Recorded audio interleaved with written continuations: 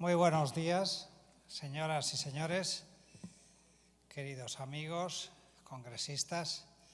En primer lugar, agradecer muy sinceramente la invitación a participar en este tercer Congreso Iberoamericano de Personas con Síndrome de Down y extender ese agradecimiento, concretarlo y, desde luego, transmitir mi felicitación a los organizadores, al gran esfuerzo que están haciendo y singularmente a las personas de la Federación Iberoamericana del Síndrome de Down, su secretario general, Antonio Ventura Díaz, y del presidente de la Asociación de Down de Monterrey, a Jesús Coronado. Muchas gracias a ambos y en ambos simbolizo el agradecimiento que hago extensivo a todas aquellas personas, muchas veces anónimas, que están haciendo posible este congreso.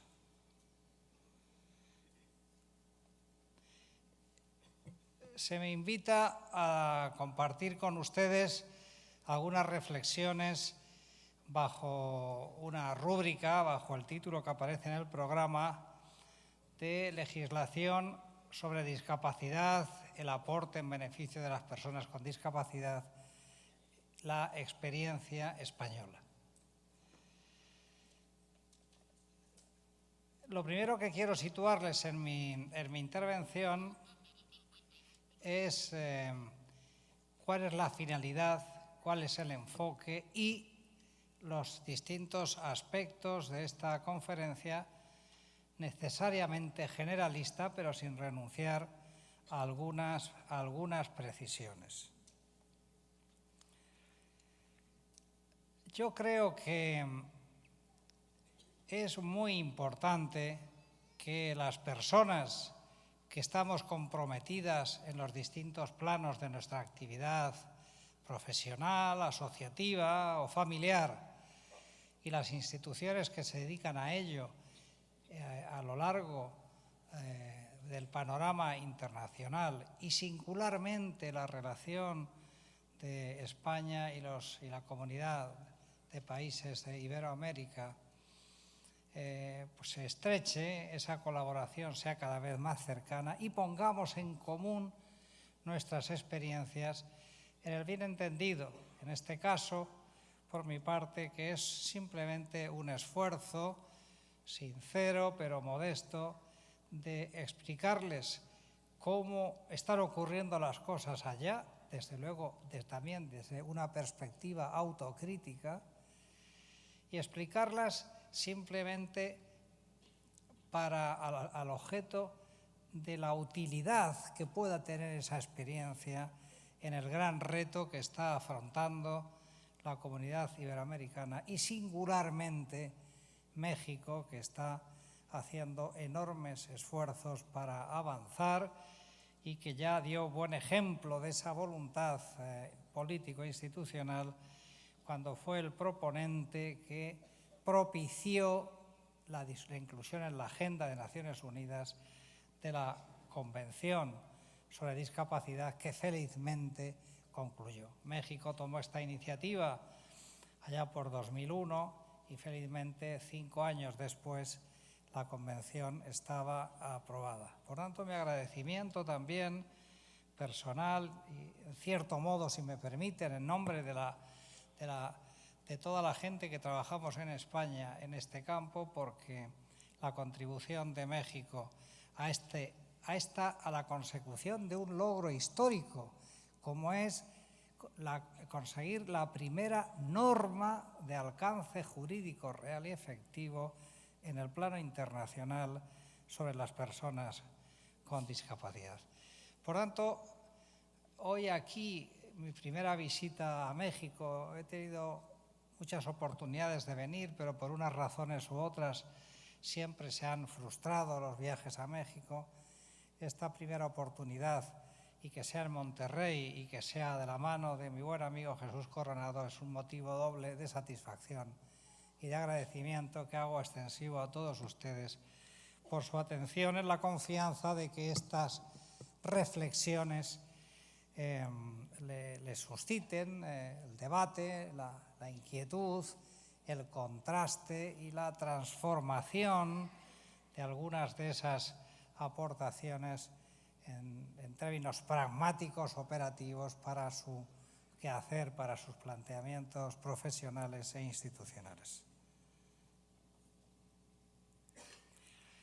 Hay que partir, en primer lugar, hacer una referencia, porque yo quiero hacerles, les adelanto, en la explicación de esta experiencia española, es difícil formularla sin antes hacer algún recorrido histórico y más generalista de otras realidades de mayor alcance, de mayor globalidad, con el riesgo de que esto pueda distraer un poco el foco principal de mi intervención, pero intentaré no hacerlo, no distraer. Por ello, creo que es muy importante dar alguna pincelada previa para enmarcar bien en que partimos de dos hechos incontestables. Por una parte, las necesidades, el estado de necesidad de las personas con discapacidad desde la noche de los tiempos, y cómo ha habido respuestas más o menos institucionalizadas desde lo privado, desde lo público o desde ambas para resolver esos problemas. Y que esas respuestas se han hecho a través de esta conceptualización, de esta elaboración que supone lo que llamamos los modelos de atención a las personas con discapacidad. Alguna pincelada sobre los modelos hay que dar para situarnos un poco. En ese contexto de los modelos, yo les quiero hablar, puesto que mi conferencia es fundamentalmente con enfoque jurídico, pero este no es un congreso jurídico, por tanto, voy a hacer enfoques que desde la perspectiva del derecho sean lo más adecuados posibles al contexto general de este congreso. Y por tanto hay que hablar de la importancia de la contribución del derecho para traducir las respuestas de esos modelos de atención en términos de articulación de prestaciones o de generación de entornos de protección jurídica que desemboquen como vehículo conductor del contenido material de las mismas, que son los derechos que de verdad disfrutan las personas. Es decir, un derecho es algo cuando se puede ejercitar, cuando se disfruta de manera real y efectiva. Si no, se queda en una mera declaración, más o menos retórica, en una formulación más o menos estética, pero inútil e ineficaz. Y de eso ya estamos hartos históricamente, de tantos gestos que no han servido para la finalidad que perseguimos, que es proteger a las personas, a los grupos en mayor riesgo de exclusión, y singularmente a nuestro colectivo de las personas con discapacidad, y dentro de él al de las personas con síndrome de Down. Por tanto, yo todo lo que voy a plantearles, a transmitirles, aunque tenga una formulación general para todo el colectivo de la discapacidad en su conjunto, consideren ustedes desde ahora que queda dicho, y con toda la intención también específicamente para las personas con síndrome de Down. Hay que además completar no solo la importancia del derecho, sino qué otros requisitos deben concurrir para esa efectividad, para esa aplicación práctica del derecho. En expresión muy acertada y brillante de Luis Cayo Pérez Bueno, presidente del CERMI, del Comité Español de Representantes de Personas con Discapacidad en España, que mañana tendrán ocasión de escucharle por vía doble en una conferencia suya y en un mano a mano, no taurino en este caso, entre él y yo, sobre el tema de la participación y la articulación de los movimientos sociales, en una expresión muy lúcida y lucida por su parte. Hay que pasar de los derechos a los hechos. yo creo que parafraseando y adaptando a nuestro caso, aquella famosa frase que decía que hay que pasar de las musas al teatro, es decir, de la palabra a la realidad. Es necesario, por tanto, hacer una revisión del panorama general desde el punto de vista de la protección jurídica, tanto en el contexto de Naciones Unidas como en el contexto de la Unión Europea, para recalar finalmente en la segunda mitad de mi intervención en lo que me ha traído aquí principalmente, que es explicar cómo se ha articulado, cómo se ha desarrollado y en qué situación se encuentra en este momento el ordenamiento jurídico español, es decir, la experiencia española en materia de protección jurídica de las personas con discapacidad. Y concluiré naturalmente con algunas reflexiones de futuro, porque no basta con mirar atrás, no basta con ser consciente del momento en el que estamos viviendo, sino que hay que hacer un esfuerzo de qué datos ponemos en el navegador, en el GPS, que nos indiquen de hacia dónde queremos ir. Tenemos que tener claro el rumbo, aunque la ruta la vayamos variando según las circunstancias concurrentes. Por tanto, yendo a este esquema que les acabo de comentar, paso a desarrollarlo. Los modelos de atención, como les decía, por tanto, ante la sociedad, las necesidades de los colectivos, de los grupos humanos más vulnerables, con mayores necesidades de atención, las diferentes sociedades han ido dando respuestas de uno u otro tipo a lo largo de la historia y señaladamente, pues desde que tenemos un conocimiento algo más certero de esa evolución histórica. Por eso hubo un primer modelo que se llamaba de prescindencia, citando aquí la magnífica tesis doctoral de la profesora Agustina Palacios de Mar del Plata, de Argentina, sobre los modelos de atención, publicada y premiada en España. Hay básicamente tres modelos. Un modelo inicial de prescindencia donde la persona con discapacidad sobra y por tanto hay que eliminarla, desde los modelos eugenésicos hasta los modelos de marginación, donde no se le elimina físicamente, pero se le deja en una situación tan al margen de todo que prácticamente está condenada esa persona y así ocurre a su desaparición moral desde siempre y física transcurrido poco tiempo de su vida. Aparece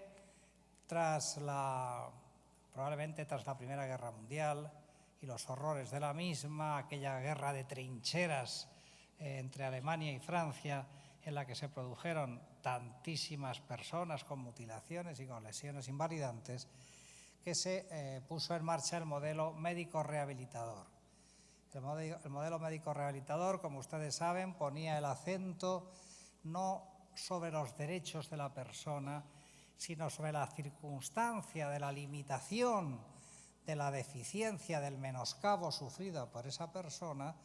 y sobre los modos de intervención profesional, generalmente sanitario, que luego se fueron extendiendo a otros colectivos, para recuperar, para restablecer esa capacidad perdida o para minimizar o paliar lo máximo posible los daños sufridos. Pero el foco estaba puesto sobre las políticas prestacionales, reparadoras y sobre el papel de los profesionales y no tanto sobre la capacidad de decisión y la solución del problema de esa persona para relacionarse con su entorno más allá de resolverle mejor o peor su problema puntual e individual. Posteriormente, tras el desarrollo del constitucionalismo social, después de la Segunda Guerra Mundial, el cambio de posición de los estados, el estado social ya deja de adoptar una posición tan pasiva, tan neutral, tan de dejar al individuo y a la sociedad que actúen conforme a sus capacidades y sus intereses individuales, y que algunas reglas no escritas regularán el funcionamiento de la sociedad y del mercado, y lo cual generó, como se demostró, una enorme desigualdad y una tremenda pobreza. Pues bien, desde ahí podemos pasar claramente a un papel en el que el Estado social decide intervenir para modificar esa situación y para reequilibrar, para dar respuesta precisamente a los ciudadanos, a los colectivos más desfavorecidos, en mayor estado de necesidad, que por sí solos no podrían salir de esa situación. Por lo tanto, el Estado social admite que va a haber un papel más proactivo de los poderes públicos. Ello va acompañado del nacimiento de Naciones Unidas, de los pactos internacionales de derechos humanos, y por tanto el papel del respeto a los derechos fundamentales y a los derechos humanos de la persona pasa a un primer plano. Ello justifica que nazca en el último tercio del siglo pasado, del siglo XX, el modelo social que ya no persigue recuperar a esa persona con discapacidad en concreto, sacarla de su situación desde políticas prestacionales, desde el papel de los profesionales, sino que lo que intenta es colocar el foco en el respeto a la dignidad de la persona y en generar condiciones que garanticen el ejercicio pleno de todos los derechos que le son inherentes a toda persona, los derechos humanos, y por tanto a mejorar la relación, no solo la situación del individuo, sino fundamentalmente a mejorar su relación con el entorno, que es el que genera o agrava las situaciones de marginación, de desigualdad, de falta de inclusión social, pues a través de las trabas, de las barreras, de los mecanismos que dificultan el acceso pleno de la persona con discapacidad a la sociedad, es decir, a su participación e inclusión plena en la sociedad. Por lo tanto, estos son los modelos de los que se ha partido. Y en esta situación, ¿qué importancia ha jugado el derecho? Yo solo quiero circunscribirme ahora a los últimos dos modelos. Indiscutiblemente, en el modelo médico rehabilitador,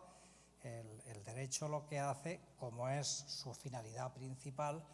no olvidemos que en una convivencia en sociedad hay que, para asegurar la paz social y una convivencia razonable, hay que articular mecanismos de convivencia y unas reglas de juego que son las que aporta el derecho. El derecho es un instrumento que no digo asegura, pero facilita y persigue la finalidad de que las conductas y las relaciones de los sujetos entre sí y de ellos con las instituciones y de estas entre sí mismas estén establecidas, esas reglas del juego, de alguna manera. Y ello se articula generando, por una parte, un derecho de una de las partes y correlativamente una obligación de todos los demás a respetar ese derecho para que efectivamente se pueda disfrutar y se pueda ejercitar. Por tanto, luego me contarán para que participe yo también. Muchas gracias. Les decía que este es el vehículo, el instrumento. Por tanto, a veces los juristas tenemos la tentación de considerarnos que somos el ombligo, el centro de referencia, y hemos de ser conscientes desde una mayor humildad de que el derecho con mayúscula lo que tiene que ser es un instrumento, un vehículo que asegura, que mejora la convivencia, estableciendo unas reglas del juego que la facilitan y cuyo incumplimiento de esas reglas trae unas consecuencias que la propia sociedad articula a través de los sistemas, llamemos represivos, o de extracción de consecuencias de esos incumplimientos, sea por la vía económica, a través de lo civil o mercantil, sea a través del sistema penal, sea a través de las sanciones administrativas. Es decir, el incumplimiento acarrea una consecuencia punitiva del tipo que sea. Esta es la contribución del derecho y, por tanto, recupero mi excurso, en el modelo médico-rehabilitador lo que ocurre es que el derecho lo que hace es articular, concretar esas políticas sociales, el contenido de esas prestaciones, los requisitos para acceder a esos derechos, etc. Pero cuando el derecho alcanza su mayor virtualidad, su mayor utilidad, es en el modelo social, porque el foco se coloca en los derechos humanos y, por tanto, aquí sí que hay una construcción mucho más generalista, más global, más profunda, que se recoge en la Declaración de Naciones Unidas y en los pactos internacionales, los 8 de Naciones que configuran lo que se llama el Sistema de Derechos Humanos de Naciones Unidas, y por lo tanto que ese es el referente no solamente ético, sino jurídico en clave de derecho internacional, que debe irradiar y que debe condicionar la modulación de las regulaciones nacionales. Por tanto, ahí es donde creo que el derecho juega un papel esencial, ya no solo regulando prestaciones o el funcionamiento de instituciones o la dotación de recursos, sino avalando, dándole soporte técnico y vehicular al contenido material de eso que se llaman los derechos inviolables o inherentes a la dignidad de toda persona humana, que están en la raíz de las dos cuestiones más importantes de la persona, que son su libertad y su igualdad. Pero no basta solo con el derecho. Para que las normas no se queden en meras declaraciones, en meros intentos más o menos bien construidos desde el punto de vista técnico-jurídico, hacen falta que concurran otras circunstancias o factores para que la hagan posible. La primera, tiene que haber una conciencia social, tiene que estar instaurado en el imaginario colectivo de cada sociedad un acervo de valores, un acervo axiológico que recoja todos estos principios esenciales de los derechos humanos. Para que una sociedad, además de llamarse avanzada, desarrollada, moderna, todo lo que queramos, para que una sociedad sea decente, que es un concepto mucho más profundo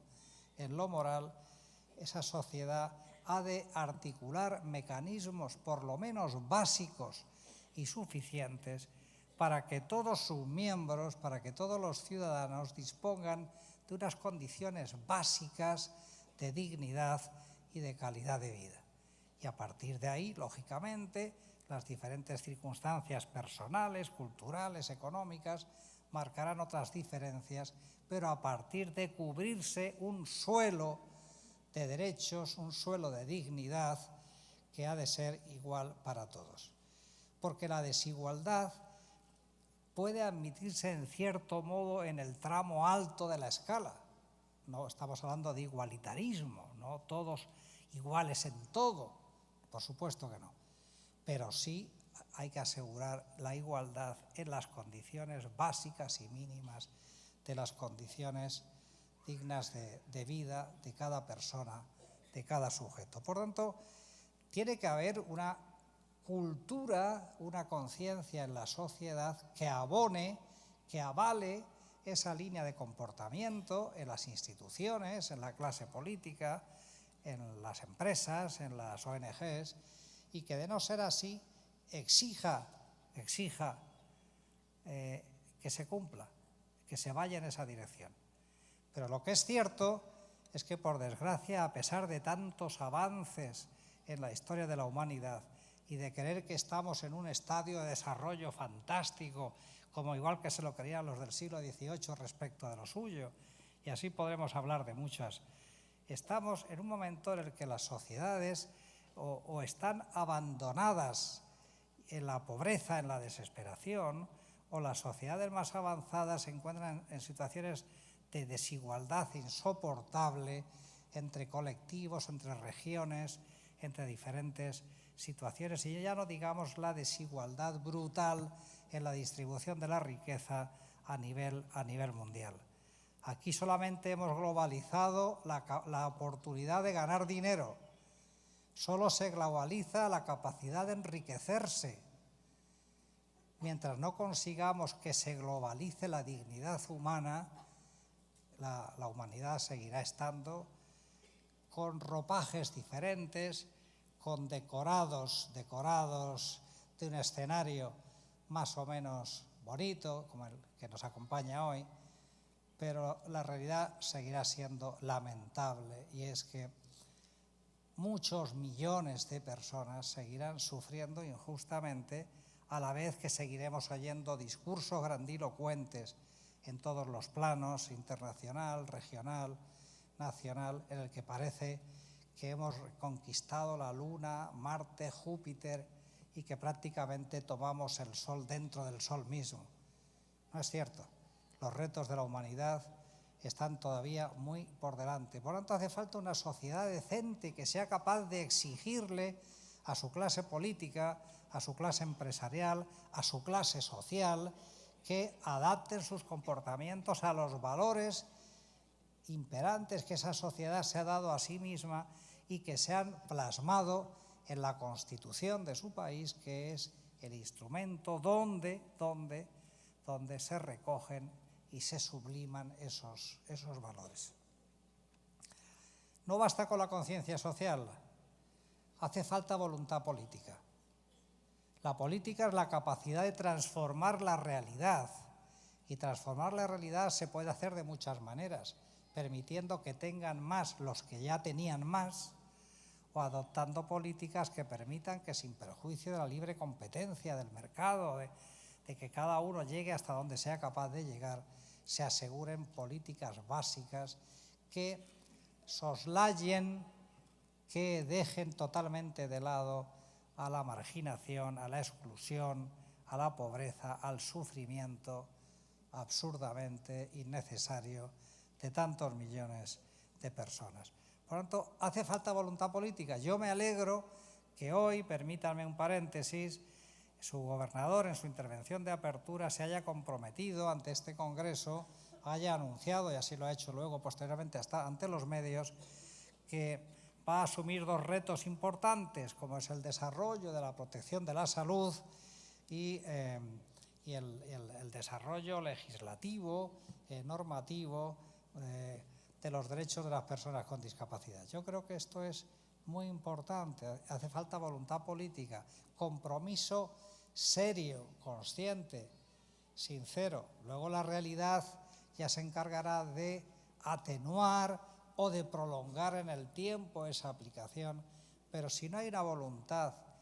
férrea de los dirigentes internacionales para reordenar de otra forma el orden mundial, hablo desde la perspectiva económica y social, o de los diferentes países para articular otro tipo de políticas, si eso no es así, no se cambiará sensiblemente. Esta es una conclusión, si quieren ustedes, un tanto pesimista, pero creo que realista. No cambiaremos sensiblemente. Y lo malo es que a veces los discursos nos llegan a confundir, porque nos lo creemos sinceramente cuando nos dicen eso, probablemente porque estamos deseando escucharlo y porque necesitamos fervientemente que se haga. Pero a veces los discursos nos llegan a confundir y a creer que se van a hacer ciertas cosas. Por eso mi sugerencia es que hablen los hechos, que juzguemos la situación por lo que se hace y no solo por lo que se dice que se va a hacer. Yo creo que esa es la regla más segura de valoración y de verificación. Pero además no basta solo con la voluntad política y la conciencia social y que haya un ordenamiento jurídico acorde, hace falta también una sociedad fuerte, una sociedad cohesionada, una sociedad que en el campo de las personas con discapacidad se articule bajo principios de unidad de acción y que sea capaz desde una posición reivindicativa pero también corresponsable de exigir a los poderes públicos con la fuerza y la legitimidad social que le pueden dar, como es el caso de México, 5,1 millones de personas con discapacidad, de una población de 110 millones de habitantes, o en el caso de Nueva León, con más de 148.000 personas con discapacidad, de una población de algo más de 4 millones, estamos hablando de en torno al 4% de la población, tasa que ahí me parece baja, insuficiente, pero ya de por sí bastante explicativa, bastante elocuente de la gravedad también cuantitativa del problema. Por tanto, como les diré a continuación, la concurrencia del factor unidad de acción y cohesión de los movimientos sociales de las personas con discapacidad a nivel estatal, en este caso Nueva León, y a nivel de todo un país, como en este caso sería los Estados Unidos de México, por parangonarlo con España,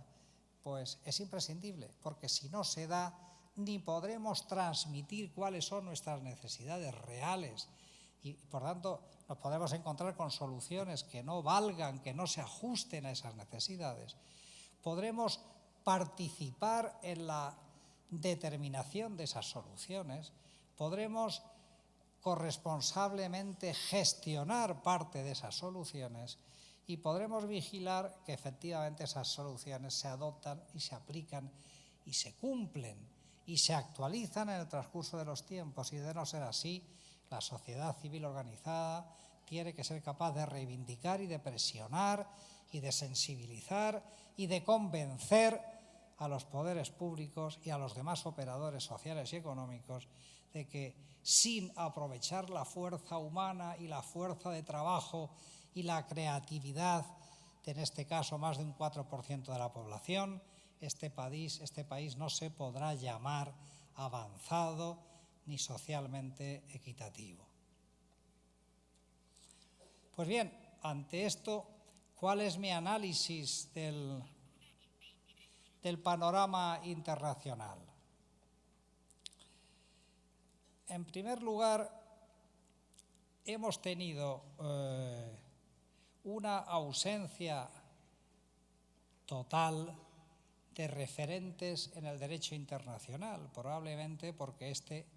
no diré que no ha existido, pero ha sido un factor muy testimonial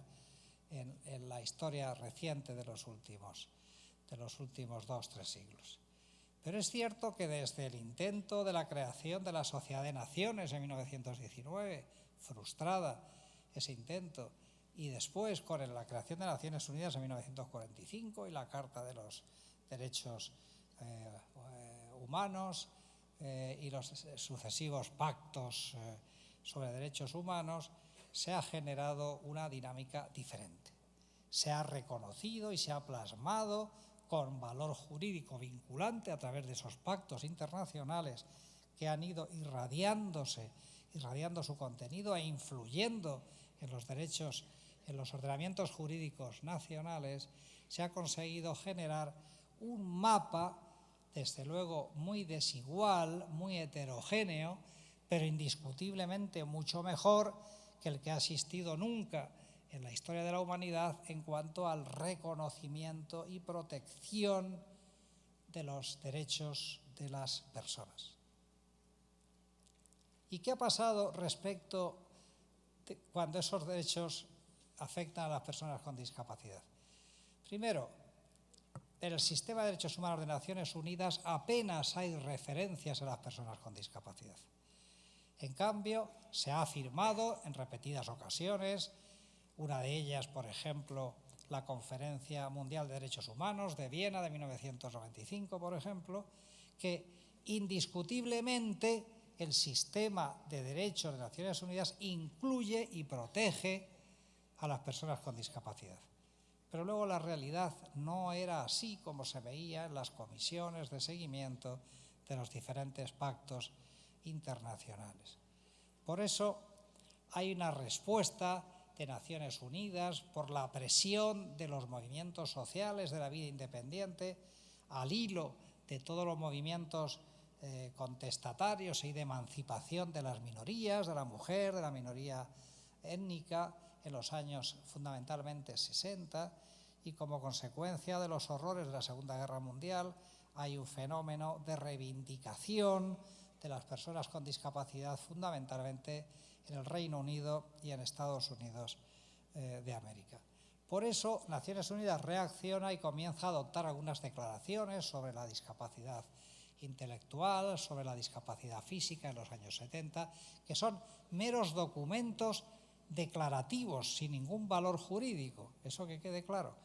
Y lo mismo ocurre cuando se genera la década de Naciones Unidas de las personas con discapacidad, del 82 al 92, cuando se aprueban incluso las normas uniformes sobre discapacidad de Naciones Unidas, que aunque han sido un documento importante de referencia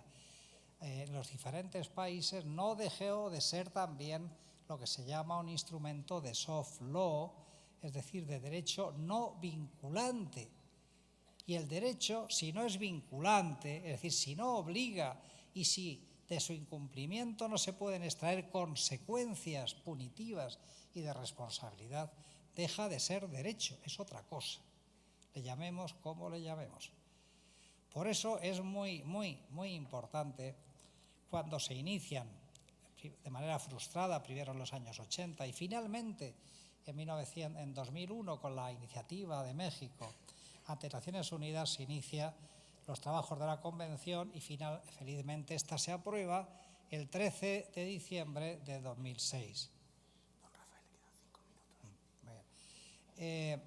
Esta cuestión es fundamental porque por primera vez vamos a disfrutar de una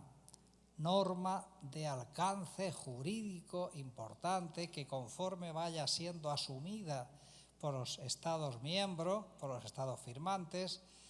se irá convirtiendo en derecho nacional y por tanto será un elemento de transformación a lo largo del tiempo, pero tendremos que estar vigilantes y seguir su aplicación real en cada país. En el derecho español, me voy a saltar las referencias a la Unión Europea. En el derecho español voy a darles solamente algunas pinceladas. Miren ustedes, antes de nuestra Constitución prácticamente había muy pocas fórmulas de respuesta a las personas con discapacidad. Probablemente desde el punto de vista de la protección social pivotaban sobre 3 instrumentos que en nuestro país fueron la Ley de Accidentes de Trabajo, los seguros sociales, fundamentalmente el de vejez, el de invalidez y el seguro obligatorio de enfermedad, y lo que aquí se llamó en España el mutualismo laboral, que era un sistema de mutua protección de colectivos sobre esta solución jurídica de las mutualidades de previsión. Tuvo que venir la Ley de Seguridad Social en España en 1966, cuando ya empezaron a desarrollarse tímidamente algunos mecanismos de respuesta. Pero fue la Constitución española de 1978 la que creó el artículo 49 dedicado expresamente a las personas con discapacidad.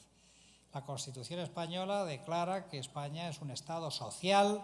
y democrático de derecho y por eso articula junto a un amplio elenco de derechos subjetivos públicos tradicionales, las libertades clásicas, instaura una serie de principios rectores de la vida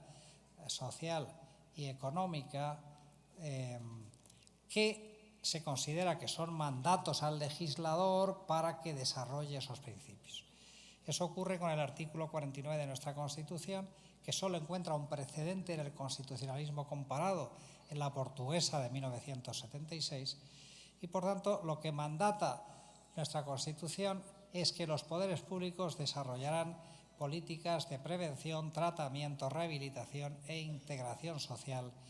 de los disminuidos físicos, psíquicos y sensoriales, es decir, las personas con discapacidad, la terminología actual, y que los ampararan especialmente para el disfrute de todos sus derechos constitucionales. Por lo tanto, hay un mandato no solamente teórico y generalista de protección, sino de especial amparo para que una persona con discapacidad, y aquí ya se encuentra in situ las raíces del nuevo modelo social de atención, para que los amparen especialmente en el disfrute de todos sus derechos que les reconoce la Constitución. Tras la Constitución en España ha habido 3 grandes hitos desde el punto de vista normativo. Una ley de 1982 que recogió el modelo médico rehabilitador, la LISMI, la Ley de Integración Social de Minusválidos, que tuvo un gran desarrollo en materia de atención sanitaria, eliminación de barreras, prestaciones económicas, servicios sociales y fundamentalmente de empleo, generando las cuotas de reserva y la nueva fórmula del empleo protegido a través de los centros especiales de empleo. El segundo gran hito fue la Lyon-Dow, una ley del año 2003, una ley importante, Ley de Igualdad de Oportunidades, No Discriminación y Accesibilidad Universal, que recoge el modelo social y efectivamente parte de políticas de no discriminación y de acción positiva, es decir, de acciones específicas reequilibradoras de la igualdad desde posiciones de intervención pública. Y el tercer gran hito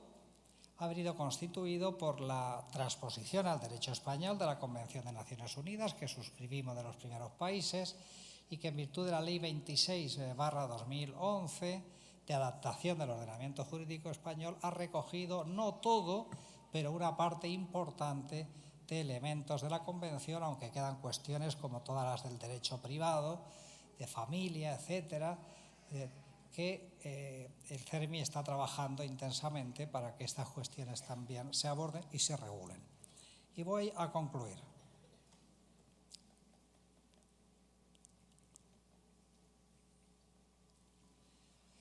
En los últimos años, en España también y especialmente, estamos sufriendo la crisis económica y financiera y la crisis de liderazgo que existe a nivel europeo y mundial. Y los recortes en nuestros sistemas de protección social, también de las personas con discapacidad, están siendo muy, muy grandes. Por lo tanto, en este momento, lo que el CERMI está trabajando en España es por parar el golpe todo lo que se pueda, es decir, por perder lo menos posible de lo que ya teníamos, sin renunciar a seguir avanzando en algunas conquistas.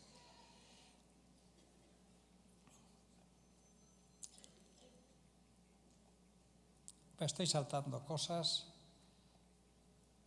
El papel del CERMI en España, y quiero que se queden con esto, aunque volveremos sobre esta cuestión mañana. El CERMI, fundamentalmente, desde que empezó a operar como plataforma representativa de toda la discapacidad en nuestro país, 4 millones, que son aproximadamente 9% de nuestra población, de personas con discapacidad, desde 1993 ha desarrollado una labor ingente, probablemente vanguardista en Europa y que está siendo un referente de todos los movimientos asociativos en Europa. Mañana nos extenderemos con mayor detalle en esta cuestión, pero quiero decirles personalmente que el papel de CERMI y de su presidente, que mañana tendrán aquí ustedes, Luis Cayo Pérez Bueno, está siendo colosal, realmente de transformación en condiciones actualmente muy adversas. ¿Y qué hacemos hacia el futuro? Habrá que ver hacia dónde va la crisis mundial. ¿Hacia dónde va la crisis mundial? ¿Cómo se va a resolver? Si va a ser un lavado de cara o vamos a poder evolucionar desde la globalización financiera y de la información a la globalización de la protección social mínima y de la dignidad de las personas, la globalización de la dignidad que llamo yo. ¿Cómo va a evolucionar el déficit de liderazgo político que existe en los países, en la Unión Europea y también de desajuste del nuevo orden internacional después de cambiar el modelo de la confrontación de bloques y de las políticas de bilateralismo. Y tenemos, por lo tanto, una gran encrucijada mundial que nos tiene que afectar a todas las personas con discapacidad de nuestros países. ¿Cómo se va a distribuir la riqueza a nivel mundial en el futuro? ¿Vamos a seguir ensanchando la grieta, la crisis, la diferencia entre los que más y los que menos, o vamos a ir en dirección contraria? Según cuál sea esta solución, va a condicionar el resto de soluciones nacionales. Ahora, en el plano nacional, ¿qué podemos hacer? Desarrollar la convención. Creo que esta iniciativa que anuncia su gobernador es magnífica y hay que conseguir que se implante, y desde luego contarán con nuestro modesto pero decidido apoyo con la asociación aquí en Monterrey de Jesús Coronado y con los interlocutores que él nos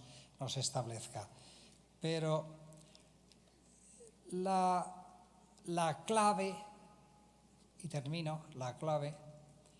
es si somos capaces de pasar de las palabras a los hechos, de los derechos a las acciones concretas, y si somos capaces de unirnos, de articularnos en un movimiento social fuerte que sea capaz de reivindicar, de proponer soluciones, de participar en ellas y de exigir su cumplimiento. Estas son algunas de las claves de futuro que, desde luego, así ha sido en nuestro país esta experiencia, así se la estoy transmitiendo. Por tanto, desde nuestra más absoluta humildad, pero con la mejor buena fe, y con el espíritu de mayor solidaridad, que sepan que en un rinconcito perdido allá en la vieja Europa, que ya no brilla tanto como en otros tiempos, hay un país en España y una organización, el CERMI y la ONCE, la Organización de Ciegos en la que trabajo, con la que ustedes, a través de sus representantes acá, van a contar con nuestra cooperación, con nuestra contribución hasta donde se nos alcance para colaborar en que las cosas aquí mejoren y también retroalimentar desde su mejora nuestra propia experiencia allá, de tal manera que sea algo mutuo, recíproco y en ningún caso que alguien ayude a otro, sino que vamos a unirnos para intercambiar experiencias, para aplicar fórmulas y para avanzar juntos, porque solo desde esa posición podremos conseguir que haya más derechos, que se cumplan mejor y que las condiciones de vida de las personas con discapacidad y señaladamente de las personas con síndrome de Down sean cada vez más justas y más dignas. Muchas gracias.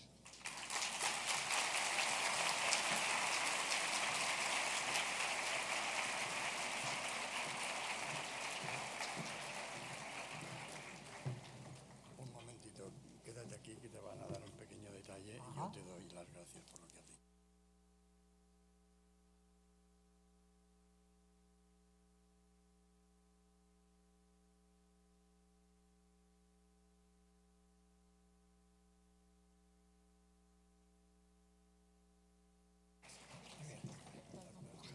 Muchas gracias.